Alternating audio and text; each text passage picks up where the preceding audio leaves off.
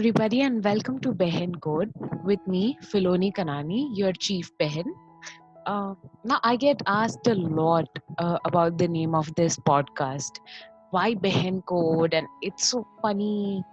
Uh, well, I agree it's funny. Like, I needed a name that would be catchy enough for people to open the podcast and listen to it. So that kind of opens the first door for me.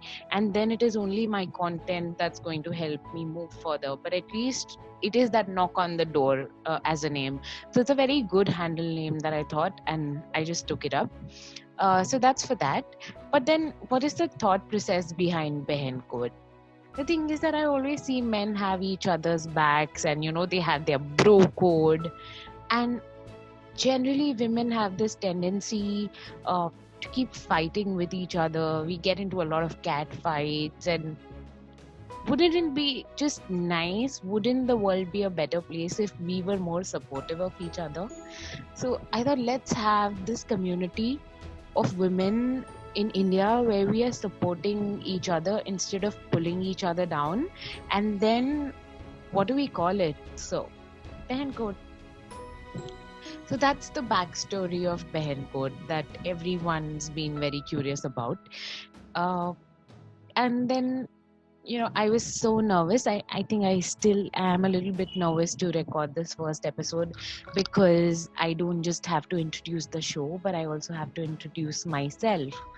And when I think of introducing myself, I thought, okay, let me count the feathers in my hat. And I see that I don't have a lot of successes in my kitty, but the failures, they are huge, tremendous. So I've made a list of failures, a list of really embarrassing failures. So yeah, let me get to that and, then make the point that I want to make. So, the key failures of my life have been 2011. I had my first failure. No, actually, I had my first failure when I was a kid in 9th standard. I failed in algebra and geometry just by 1 mark. Like, I needed 12 marks out of 30 to pass, and I got 11. And I thought my world had ended, and I thought I was a dumb student just because I couldn't prove, things in geometry, and I couldn't figure out who the X was in algebra. And I thought my life had ended. And then to add to it, in 2011, I thought my life ended again when I failed for the first time in my inter-CA exams. The pressure was real because when you talk of chartered accountancy in India, you know that the social pressure is too much to manage. And the worst part is nobody is going to come and ask me, why did you fail?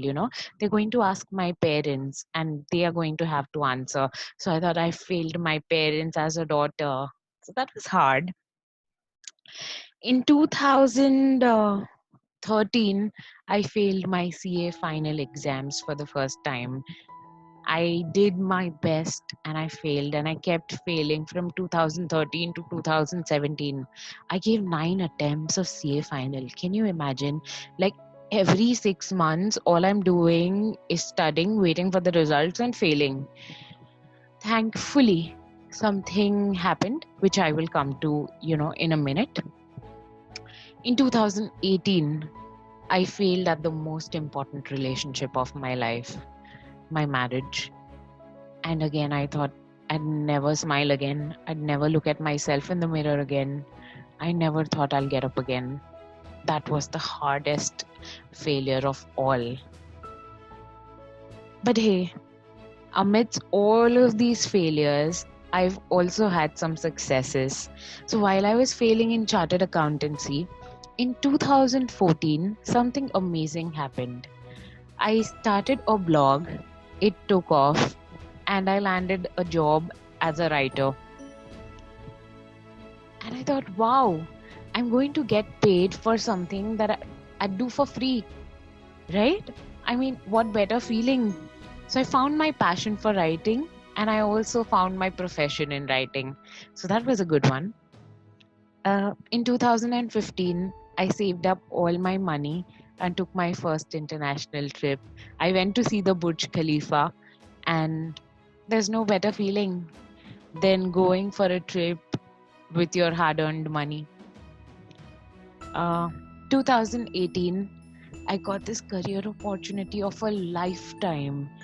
I had this job where I was leading a team, I was doing what I wanted, I was sharing stories, and it was just perfect. Then I had to quit it again for some reasons. Never mind. Failure, it never stops following me. And 2020, I think I've been successful only because I'm recording this right now. I'm in front of you.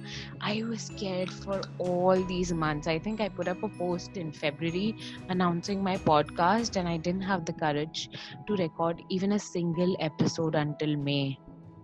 That is how strong my fear was, but I think I've overcome it, and it is a big success. So yeah, here I am with all my failures and all my successes, and I'm not ashamed or embarrassed to share them with you. I overheard this conversation that Ankur Wariku had. Ankur Wariku is the founder of Nearby. He was having this Instagram chat with his followers where he mentioned that, it's okay to be a failure, and it's okay to kind of share it with people. The key is to learn from your failures and go ahead with that experience. And that's where I thought, you know what? If I have more failures than successes, let me just make a failure resume. So I'm going to also share my failure resume with you, which you will find in the show notes / blog that I'm going to put up about this episode. So, give it a download, have a read at it, and then why don't you create a failure resume for yourself? What it does is it just normalizes failure. Because if you see all the successes, it's only then you realize that your failures have been the stepping stone for those successes. If I had not failed in chartered accountancy, I would have never even thought about taking up, writing and storytelling as a profession, right? And so, yeah, I mean, it's really good to embrace your past and your failures and learn from it and keep moving. So now that you know the backstory, you obviously know how pleased I am to be here and how happy I am that you have tuned in. So thank you again, and let's get on this journey together. My goals for this podcast are to share stories that empower you.